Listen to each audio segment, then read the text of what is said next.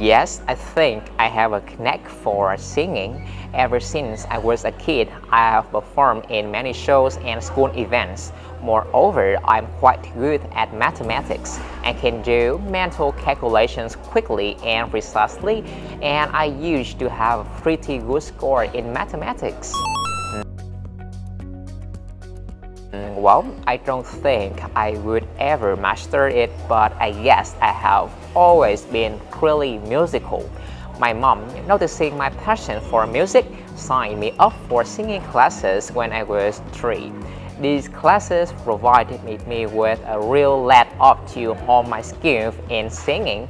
Regarding my ability, I have to say that it comes pretty naturally to me since I have never taken any classes for mental calculations. Yes, sure. Singing can be used to earn a living if I am devoted to being a singer, or it can be useful for family and community gatherings.